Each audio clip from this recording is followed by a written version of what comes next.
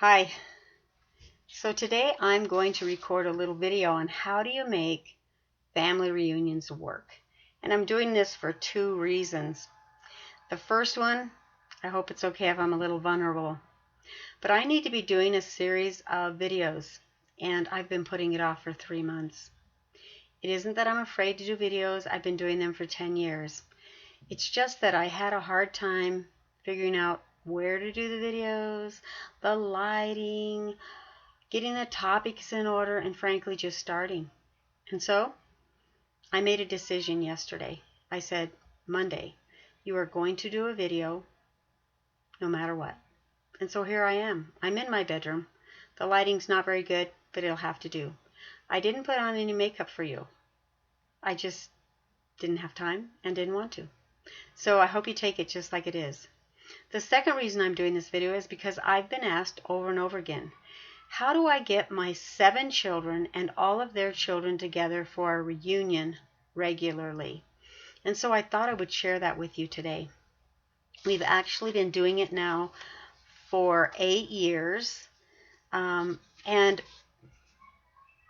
we've done them they're all very different. Like, it's not the same weekend every year. The first one we did was we rented a house in Harriman, Utah. It was just a really nice house with enough bedrooms, and it was in October.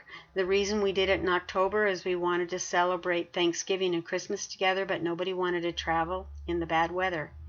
And so that was our big focus. We did those two things, and we had a family picture taken. It was super, super fun.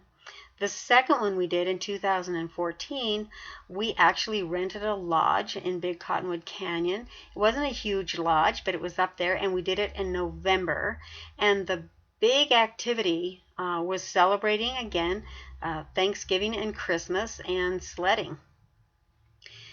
Then we decided that we didn't like people traveling in the winter, and so we decided that we would do them sometime in the spring, summer, or fall. And so in 2016, we actually went camping with tents and everything in Big Cottonwood Canyon above Salt Lake City, Utah, and we did it in June. And this year, 2018, because we have moved and now we live on a big piece of acreage, we actually camped out at our home in the backyard and out in the pasture.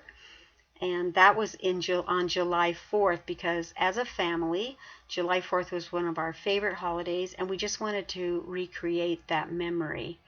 So those are the 4 reunions we've had in the last 8 years. And yes, all 7 of my children have attended every one, and they have brought all of their children. And so, that's a huge undertaking. So how do we make that work? Well, when we decided to start having family reunions together, we knew that we had to accommodate 2 families. When someone gets married, they now have the husband's family and the wife's family. And so we picked the even years. And all of the in-laws know, and now they plan all of their activities on the odd years. So no family that's just starting out, some of them going to school, some with lots of little kids, have to do 2 major things in 1 year to please their families. We just honor each other, and we have the even years and the other families have the odd years. So that was the first big hurdle we overcame. The second one is that we always, because people know that every even year there's going to be a family reunion sometime in the spring, summer, or fall, they can plan ahead. They know that that's going to happen, and that's why it's important that we know the years that the reunions are going to happen.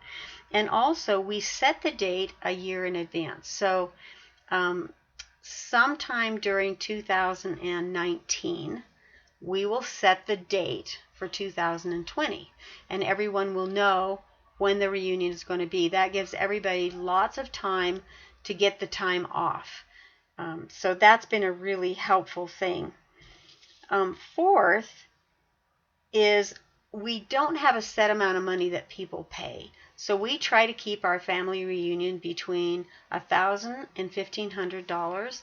That includes if we rent a space, the food, any activities, whatever we do, we try to do within that parameter. And so we just put it out there. This is the date of the next reunion.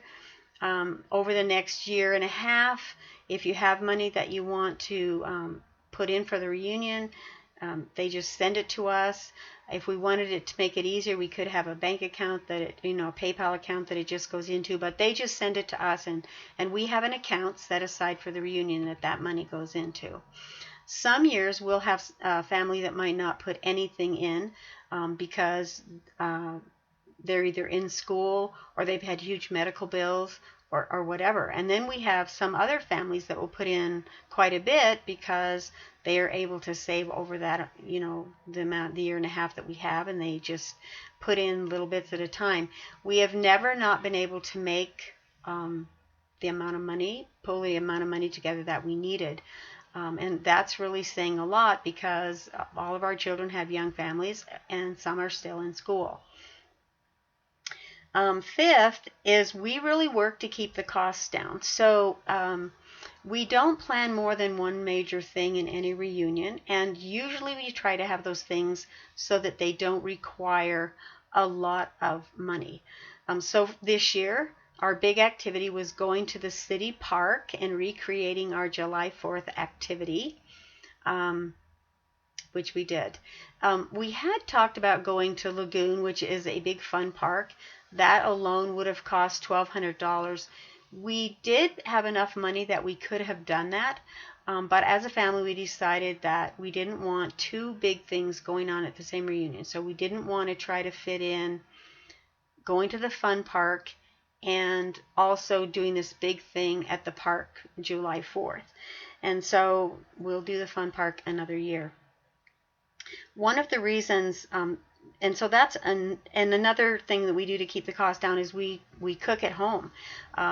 We make our own potato salad and we cook our own barbecue. We don't buy a lot of uncooked food. That is a little bit of work for me and my one daughter that lives here in Utah, but we have time and we just plan it out and we do it. So that saves us quite a bit of money.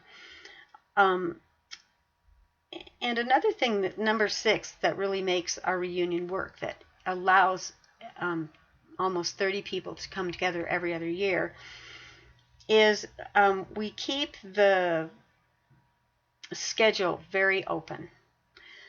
Everybody wants to come because we do a lot of sitting around, a lot of sitting and talking. Roasting marshmallows, making s'mores in the oven, watching a movie together, just talking, taking a nap. We just keep a really open schedule. The truth is we do a lot of talking. Our kids talk to each other a lot. Their kids do a lot of playing together. We get a chance to talk with our adult children. We just really keep an open schedule. It feels very loose. It feels very restful, and everybody just has a wonderful time. And the last thing is that we assign meals. So every family cooks a couple of meals. It might be a breakfast or a dinner, and they serve it and they clean it up, and then you're off the hook for the rest of the time.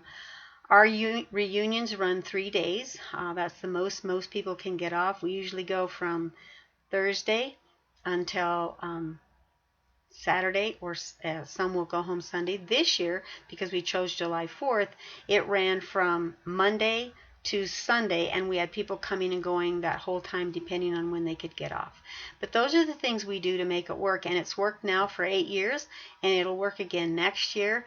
And I think family reunions are very doable if you take some of these things into consideration. And thank you for watching this video.